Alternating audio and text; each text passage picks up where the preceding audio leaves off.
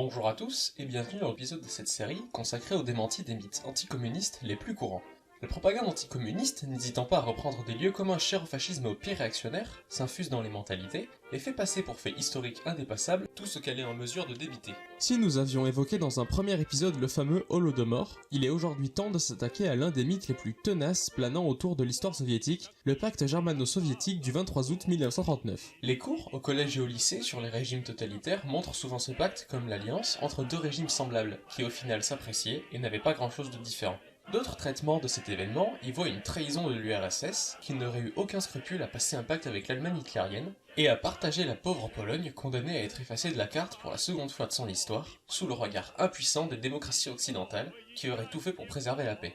D'autres y voient même le déclencheur de la Seconde Guerre mondiale, et pourtant, même Winston Churchill, fiefé réactionnaire et anticommuniste de choc, considérait que le pacte germano-soviétique était la réponse logique à l'inconséquence de la diplomatie anglaise.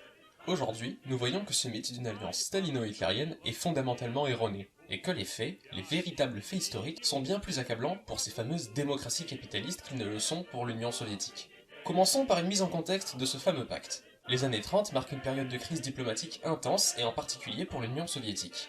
Les puissances impérialistes qui forment bientôt l'Axe étendent leur sphère d'influence et parfois aux frontières même de l'Union soviétique, et ce, sans qu'aucune véritable réaction de la SDN ne se fasse ressentir.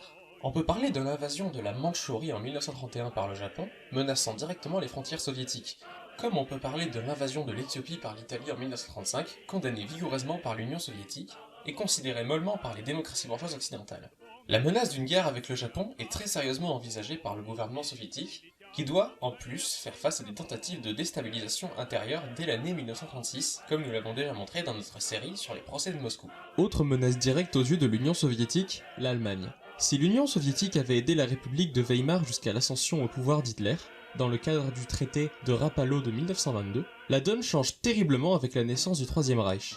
Le régime national-socialiste est militariste, expansionniste et violemment anticommuniste. Ses foudres se dirigent vers l'Union soviétique, occupant aux yeux des fascistes le précieux espace vital dont l'Allemagne aurait besoin et porteur d'une idéologie qu'ils exècrent.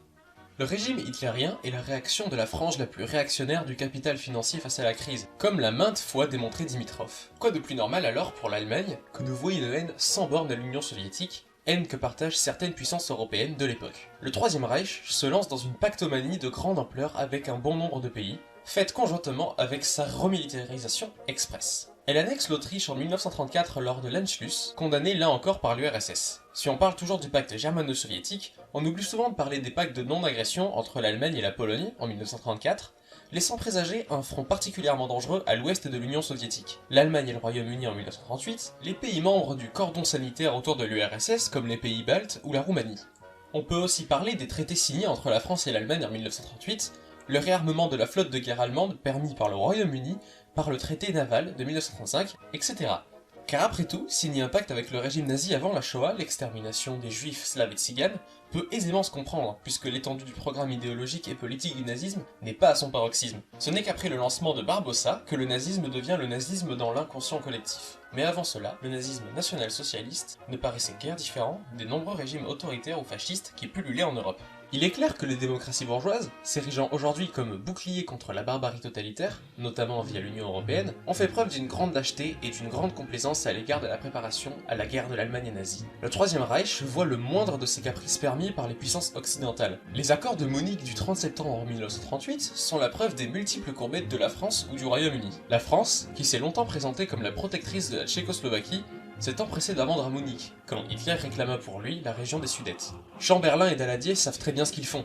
Dans leur stratégie d'apaisement, il s'agit en vérité de pousser Hitler vers l'Est, en lui laissant les mains libres dans ce qu'il voit comme son Far West, où la Volga serait son Mississippi et les Slaves, ses Amérindiens. L'URSS de son côté se fait championne de la sécurité collective. Jusqu'en 1939, la nature de la guerre à venir est encore indécise pour l'Union soviétique et l'internationale communiste. S'agira-t-il d'une nouvelle agression mondiale anti-soviétique, ou alors d'un conflit inter-impérialiste?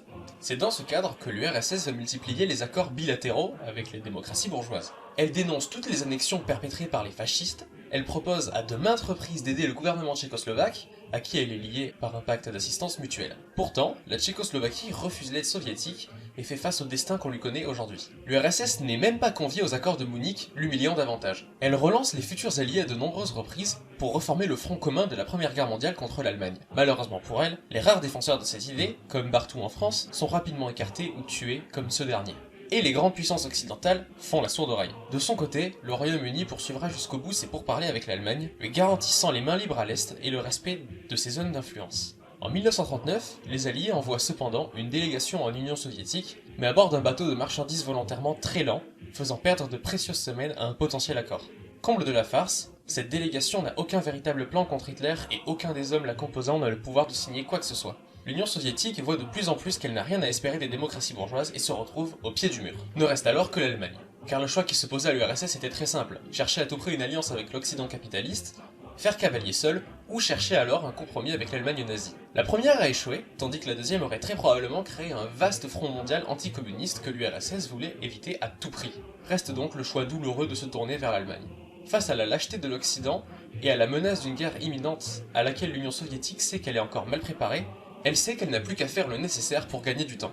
L'année 1939 est d'autant plus une année de crise que l'Union soviétique doit faire face à la menace grandissante d'une invasion japonaise à l'est, avec la bataille de Khalkhin Gol, où l'armée rouge parvient à mettre en déroute pour un temps les incursions de l'Empire en Mongolie. Le pacte germano-soviétique se fait donc dans un contexte où la guerre est inévitable, il ne reste plus qu'à attendre et à s'y préparer le plus efficacement possible. Le pacte est signé le 23 août 1939.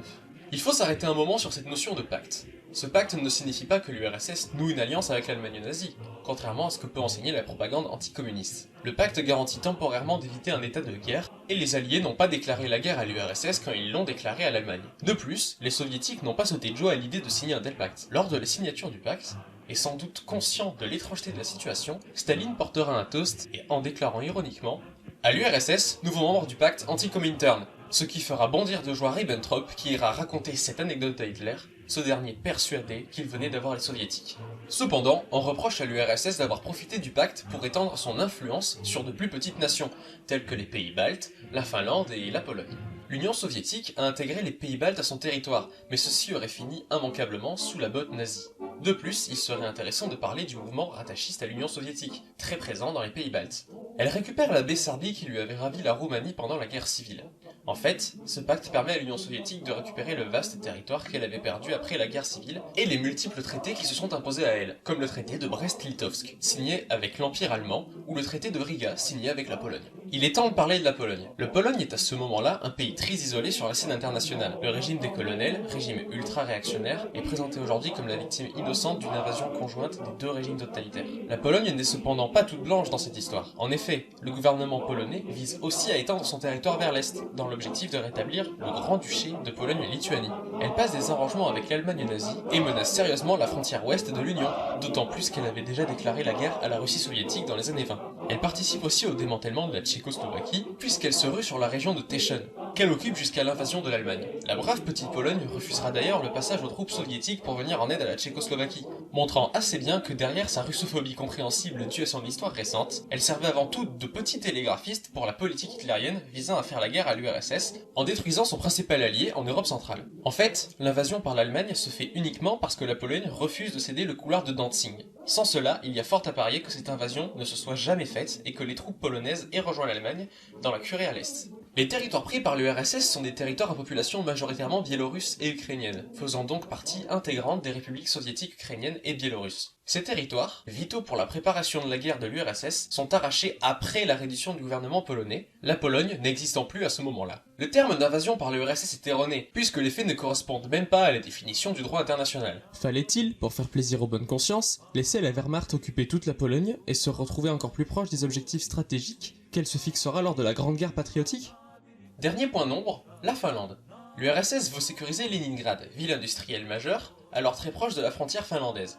La Finlande, située dans la sphère d'influence allemande, refuse à de nombreuses reprises un échange de territoire pourtant favorable au gouvernement finlandais. Face à l'échec des pourparlers, l'URSS n'a d'autre choix que de déclarer la guerre à la Finlande. Cette guerre permet d'assister à une réaction surprenante des Alliés, qui se décident à élaborer des plans pour envahir l'URSS. Les Anglais proposent une invasion par le Caucase, et les Français envoient quantité d'armes et de moyens à la Finlande, alors qu'ils sont tous en guerre contre l'Allemagne depuis l'invasion de la Pologne. La Finlande perdra plus de territoire qu'elle aurait pu en gagner et rejoigna l'opération Barbarossa menée par les nazis contre l'Union soviétique. Finalement, le pacte germano-soviétique, au lieu d'être une alliance entre deux régimes totalitaires maléfiques, n'est en fait que la conséquence tragique de l'inaction des démocraties bourgeoises à l'égard de l'Allemagne, de leur complicité et de leur tentative de pousser Hitler à l'Est, et ce, jusqu'à la fin des années 30, qu'elles auront payé très cher par la première vague d'invasion des nazis à l'Ouest. Cela n'empêchera pourtant pas la guerre ouverte avec l'Allemagne nazie, qui lui laissera un très lourd tribut à payer qu'on lui connaît aujourd'hui.